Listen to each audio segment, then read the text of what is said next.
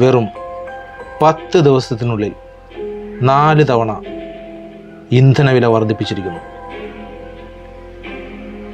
എന്നിട്ടും എങ്ങനെ കഴിയുന്നു ഈ നെതർലൻഡ്സിലൊക്കെ പോയി സുവിശേഷ പ്രസംഗങ്ങൾ നടത്തി ജനങ്ങളുടെ മുന്നിൽ ഇങ്ങനെ മേനി നടിച്ച് നടക്കാൻ?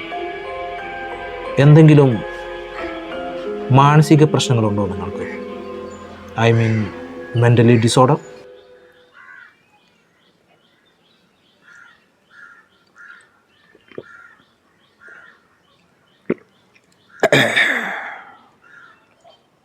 മനഃശാസ്ത്രത്തിൽ ഇത്രയും പഠിപ്പും വിവരമുള്ള സാറിനെ തിരുത്താണെന്ന് കരുതരുത്.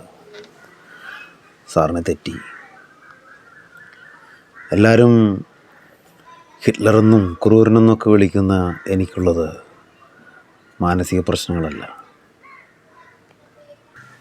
ലഹരിയ. അതിനെ ഇംഗ്ലീഷിലെന്തോ വിളിക്കുമല്ലോ, എക്സസി.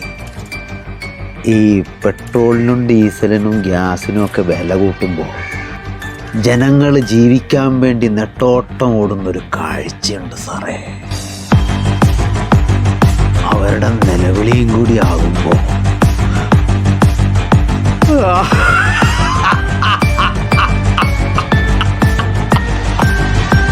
എൻ്റെ സാറേ,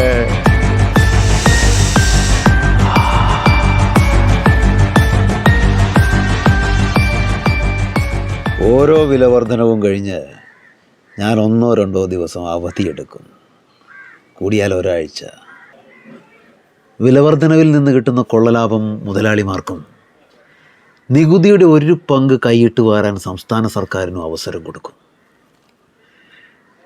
മെക്കിട്ട് കയറാൻ വരുന്ന പ്രതിപക്ഷത്തോട് നിങ്ങളല്ലേ പെട്രോളിൻ്റെ വിലനിർണ്ണയാവകാശം കമ്പനികൾക്ക് കൈമാറിയതെന്ന മറു ചോദ്യം ചോദിച്ച് ഉത്തരം മുട്ടിക്കും.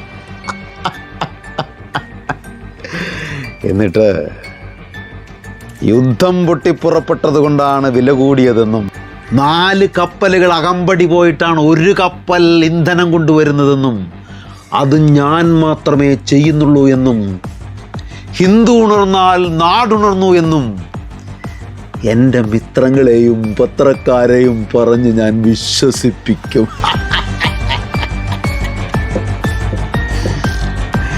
വേട്ട അവസാനിച്ചു എന്ന് ഇരകളെ വിശ്വസിപ്പിക്കുന്നവനാണ് യഥാർത്ഥ ബുദ്ധിമാൻ.